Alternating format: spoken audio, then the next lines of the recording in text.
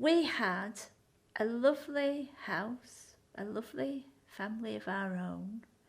We were having a nice time with our own children, and we thought it would be nice to share it with other children who didn't have a family of their own already. And we knew there were lots of children who didn't enjoy those privileges. Our girls had everything, and we knew there were other children out there that we could share our lives with, and we thought it would be a lovely thing to do.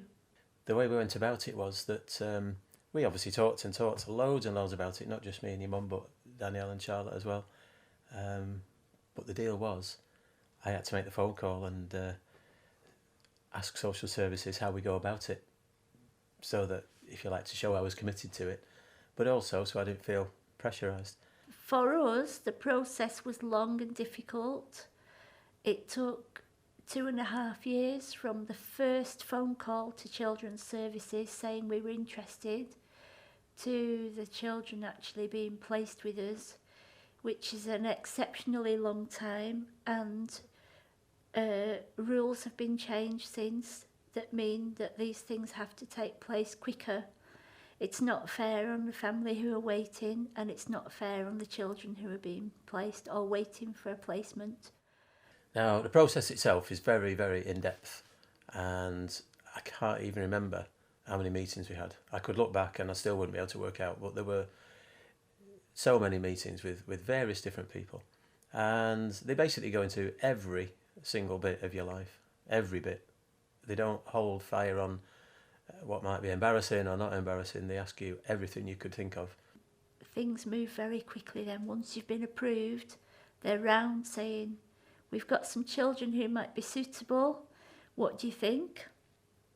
So we were then shown straight away, more or less straight away, we were shown out of a brown envelope some details of some children who might be suitable, and we were allowed to go away and read all the information that was gathered about the children. And then we were asked about our thoughts, what we thought. We just looked at each other and said, yes, there will be difficulties, but we think we can deal with these girls. They were aged 4 and 6. And then the social worker said, well, if you're interested, would you like to see a picture of them? And then she showed us this picture, and they were absolutely beautiful.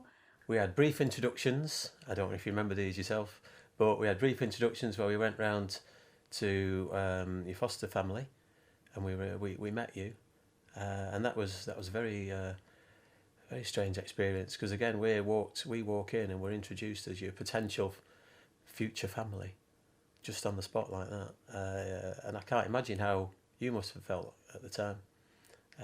But for us, it's a bit easier for us because we're grown-ups, you know, we can deal with things like that. But even so, it was a bit surreal.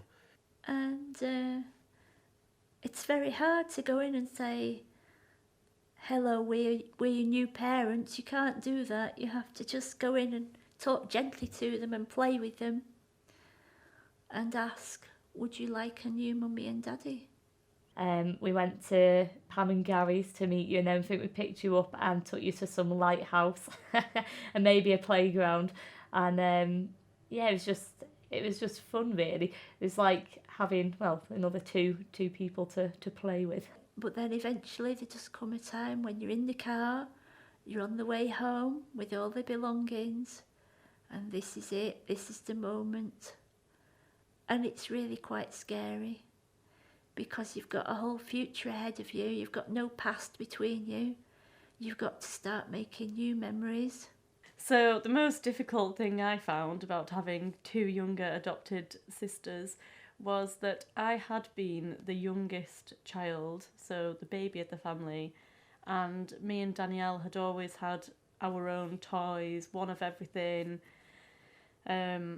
So I found sharing very difficult, sharing toys, sharing knives and forks, sharing my seat that I sat on all the time. I think just like anyone, if you live with them on a day-to-day basis, you do things with them. So I remember teaching you to play the keyboard, and and we'd like try and do your hair, you know, once you have a shower and stuff, but I don't think you really liked having it brushed, to be completely honest.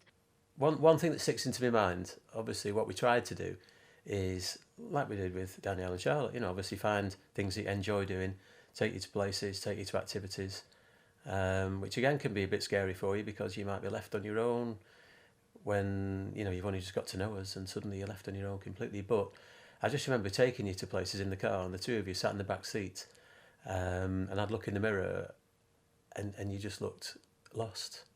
What we're doing, and I still remember that image in the back of the car. These poor two little kids who've come to stay with us, and you know we've got to look after them. And I just remember thinking, I hope I do a good job. It is quite difficult as well sometimes, with the sort of behaviour that children display who have been adopted because of like attachment and things. And I think there was a lot of getting used to that. Because, you know, it's just different ways of managing the behaviour, which you have to be very patient with, and it can go on all night. Some of the problems we encountered more or less straight away were anxiety due to being left on their own at home, and not being cared for properly. The eldest child would want to know where we are, what we're doing, what the arrangements are for anything, any travel anywhere. Would she be left on her own? She was always worried about being abandoned.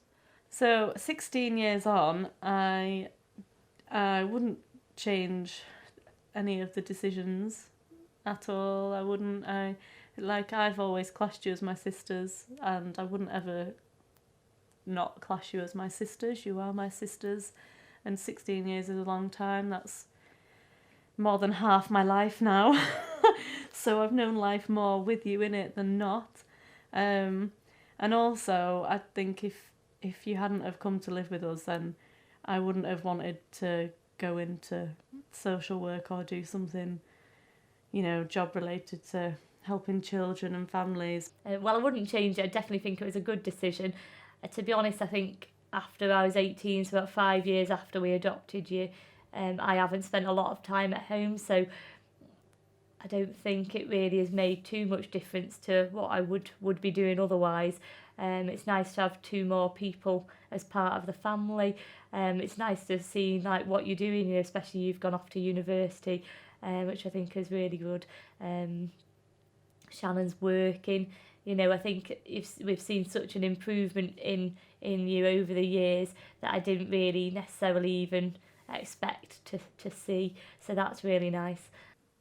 You know, there's been ups and downs, but there are with any family and any child. And what we wanted to do at the start, without wishing to sound too altruistic, is just provide opportunities and hope to see yourself and Shannon grow up and find your own way in life and find your own ideas, be your own person. And I think you have done. So if that's a success, then I think, you know, I'm really happy with that, because all I want my children to do is be happy with life, find something that they enjoy doing, and be nice people, be good people. I'm really glad what we did, and I wouldn't change anything. I think it's worked very well.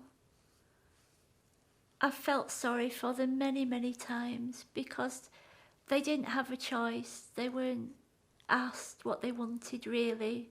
They were just told this is what's happening. And that's been very hard for them because they've often felt maybe they could have gone to somebody else or been doing something else. But for us, I think it's been good. And you certainly learn more about yourself. You challenge yourself to do something. And I've learnt a lot about myself too. But I wouldn't change anything.